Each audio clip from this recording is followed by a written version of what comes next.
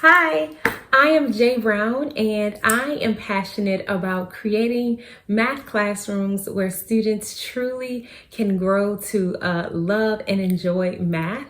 Today, I want to talk to you about state test prep. I know, don't throw the tomatoes at me just yet. My goal today is to make this task a little less daunting for you. Because there are all sorts of ideas and opinions about state testing, right? And if we should take them or not. But for me, it's always been one of those things where, regardless of my opinion of state testing, I knew that I still needed to prepare my students. Like, it was still my job. No, we don't teach to a test, but I never wanted my students to get in front of a test and feel like me, their teacher, feel like I did not prepare them for the test, right? Think about it like, as teachers, we have to take our certification test, right? And that is a process. And for me, I know the first round of praxis, I struggled. And I did not know what to expect. I did not have any training on what the test looked like, the structure of the test. I kind of just jumped right into it. However, when I took my Praxis 2, the PLT, I was able to, and the only way I was able to do this, I was able to pass it on the first try because my professors had done an amazing job truly preparing me for that test. So today I want to talk to you. I have the ABCs of Math State Test Prep. And before I jump into that though, I am all about building student self-efficacy in math. So before we jump into that, I want to make sure that we are creating an atmosphere in a math classroom where students have an opportunity to build their self-confidence in math and build their self-efficacy. So if you want, I have a system that I implemented in my classroom and I have it all prepared for you. So if you want that, you can definitely go to jbrownedu.com/free guide, and it's all there for you. Okay, so let's hop into also another thing, there is this cute book. It is the cutest book. Let me see if I can find it. It is called Anti-Test Anxiety Society. So before we even start to, mention maybe even the word of state testing, right? If you haven't already, we do have students that experience just a high level of testing anxiety. And this little book, it is the cutest book, Anti-Test Anxiety Society. But it's this little girl, and she is able to, I think it's a teacher or a parent, but they help her to use a different part of her brain.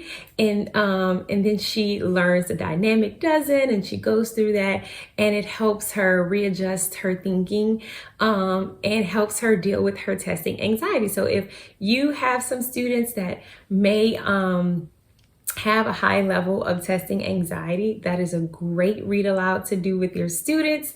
I'll link it below. You can check that out as well. So it is the Anti-Test Anxiety Society. So cute. All right, so let's get into the ABCs of Math State Test Prep. So the first thing, the A, is to access the assessment guide. So no matter which state you are in, your state should have released an assessment guide. And this assessment guide is super cool because it tells you, like I talked about, that structure of the test. It will inform you about the structure of the test.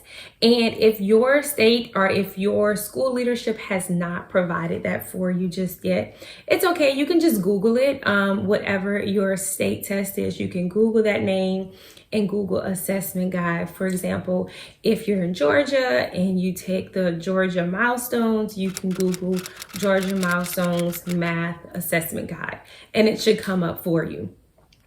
So Look at your assessment guide. It will tell you the types of questions that are going to be on the test. So question types, item types, right? Like in my state, Louisiana, we have type 1, 2, and 3 questions, and they're different levels of questions. So it'll tell you like the percentage of those questions that will be on there. Some even tell like the percentage of each standard that's going to be covered on the test. But your assessment guide, you really want to make sure you dig into it because it will help you know exactly where you need to focus with your students. So yeah, and it'll just different point values that may be on the test. All kinds of good information. So that's the first part, is to access the assessment guide. And like I said, knowing the structure of your test will really help you know where to focus with your students. B is build an item bank. This is probably my favorite part. Well, we'll see. But build an item bank. And so once again, your state should have released a practice test that goes along. So sometimes it's in the assessment guide. You can find the practice test. It just depends. But if you don't have that yet, same thing. You can Google your state test, your test name, and then practice test, and it should come up. Sometimes if you even put like PDF at the end of your search, it'll help it pop up quicker. So, but you want to kind of you want to look at that practice test. You want to answer each question because you want to get an idea of the thinking that students are going to have to engage in as they're taking that test. So you want to answer those questions. Now, another thing that I suggest, because you're going to need like more than just those questions from the practice test. So I also suggest like recreating those questions so that your students have multiple opportunities to engage with those question types. So you want to build your item bank. You can go to, I know Edulastic has, for my state, they have all of the state tests already embedded, or not embedded, but somebody just put them into Edulastic, so they're easy to access there. So you can check out Edulastic. I also think USA Test Prep is another site that has aligned test questions, but you want to get as many aligned. When I say aligned, I mean to your standard, your state standard. You want those questions to be aligned, and you want to get as many questions that are similar to what your students will have to engage with on the practice test. And you want to build an item bank, okay? And so this is what I still have mine, so it looks a little rough, but so what you can do is, I suggest, and this is only part of it, but I suggest, like, so let's say this was like part of my item bank that I built.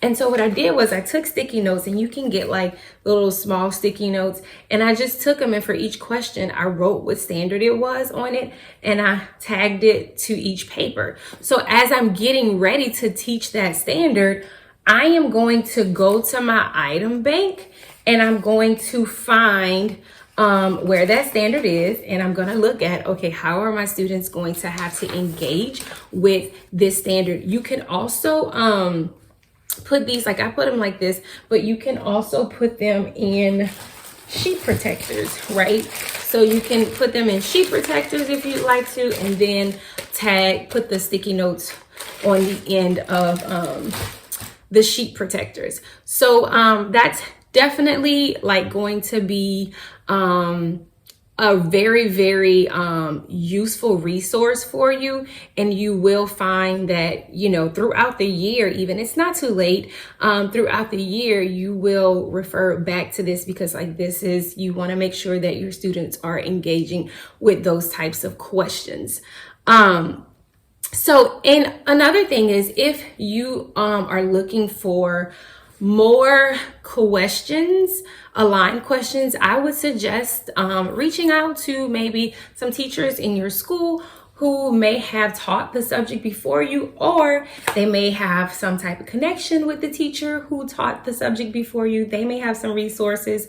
Our Facebook groups are amazing. Go to Facebook and try to find a math Facebook group for your state, with teachers in your state, because a lot of times those groups are very, very resourceful and people are so willing to share information there. So if you want more questions for your item bank, I definitely suggest looking there. So now let's look at C, okay? So our C is to carry it out. This actually might be my favorite. Well, both of them are my favorite, but now you want to carry it out. So we want to give our students, like I said earlier, we want to give our students as many opportunities as possible to engage with these types of questions, because we want to know, we want to prepare them. And so we want to know, okay, is it this specific question type that the student is struggling with? Do I need to put that in front of them more? Or is it the standard that they need more support in? So by you placing this in front of them so many times, it'll just give you an idea. And we'll talk about in a second, like how to look at that data, but you want to definitely carry it out. And so there are 3 places that I suggest carrying this out. The first place is Bellranger, in your Bellranger. So every day when students come to your class, you can give them a question that is from your item bank. It is aligned to your standard that you're currently teaching, and it's also aligned to your, or looks like your state test, the questions that are going to be on your state test. One really great resource that one of my former principals introduced me to is these books actually. It's called Common Core Math for Today.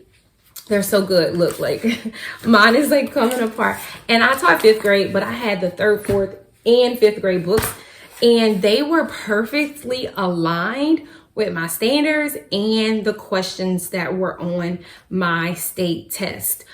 So really, like, it was one of those things where, and I mean, they were aligned to like the question 1 types, because we have question 1, I mean, type 1, type 2, type 3.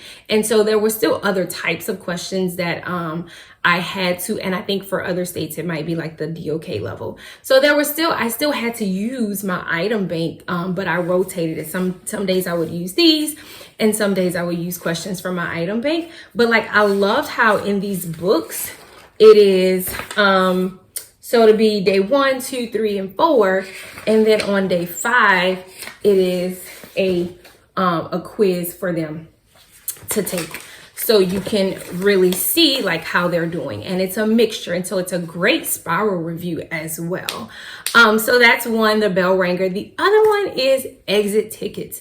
And now I know depending on what curriculum you're teaching, your curriculum might already come with like exit tickets for the end of each lesson. But what I would do is because sometimes, depending on the curriculum, sometimes the exit ticket goes beyond the expectations of the standard. So what I would do is I would look at those exit tickets and see like, okay, does this 100% align with my standard? And does it present this material or this, skill to my students in a way that they are going to need to know it and represent it on their state test? And so what I would do is, if it did not, I would replace it with a practice test question from my item bank, or sometimes I might merge it. So that's another great place to fit in some state test alignment. And then in your weekly test, try to make sure that students have a variety of question types on their weekly test. So you definitely want to make sure there's a constructive response type question, multiple choice, multiple select, right? A lot of times students struggle with those multiple select. So we want to make sure we're presenting that, putting that in front of students several times. Drop down, right? Drag and drop. Any type of question that, if you're like, especially if your student is taking it online, you want to make sure that your students are familiar with those types of questions and interacting with those types of questions for constructive response. You want to make sure that there's a strategy so that students are not missing all parts of the question. That's like one of the main reasons why students don't gain as many points on constructive responses because they're not answering all parts. So we want to make sure that we are training them and giving them strategies to prepare them to answer all parts of that. So weekly test is another place to put that. Another thing too is if you are like tech savvy and you want you like digital. I love digital, and I taught virtual for 2 years and Go Formative. Well, it was called Go Formative. Now it's Formative, but it is a great place to give students assessments because every single question you can tag it to a standard, and then there's a tracker that tracks their performance on every single standard. So if you put your assessments there, like, oh my goodness, you can download the export and you have the data that you need, and you can see exactly which standards students have mastered, which standards students still need extra support in. So it's a beautiful report. And if you see there's a standard or a question type that students are not doing well in, just keep putting that in front of them, either in the Bellranger, the exit ticket, or the weekly test. You can keep giving that to them.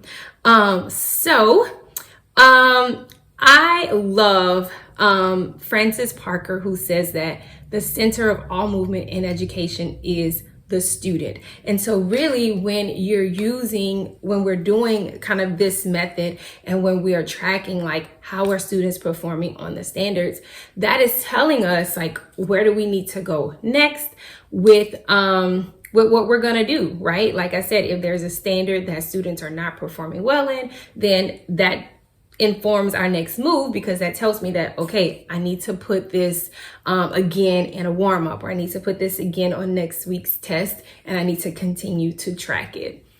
You can create centers like stations around your classroom with those. I loved getting like resources from TPT, like different activities that align with different standards. And if students were not performing well in that, I would pull them to a small group for a reteach. And then I had like different stations around the room for different standards, and students would go to those stations. So just some suggestions, but those are the ABCs of math state test prep. And once again, please, please, please promise that you will make sure to build student self-efficacy, because scare tactics, they don't work, and I'm guilty of it. I have used scare tactics before, but please promise me that we won't use scare tactics to try and get to motivate students to want to do well on the test. I truly believe that if we build their self-efficacy first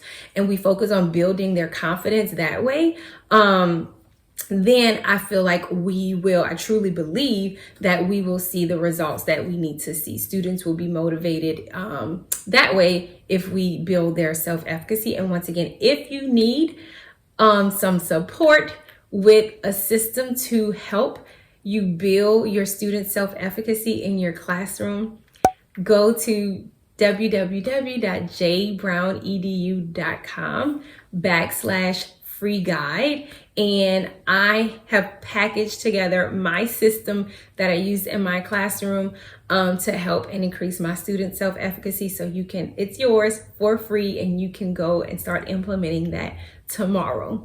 Okay, but it's been great. Let me know if you have any questions. Put your questions down below, and make sure to keep the joy alive.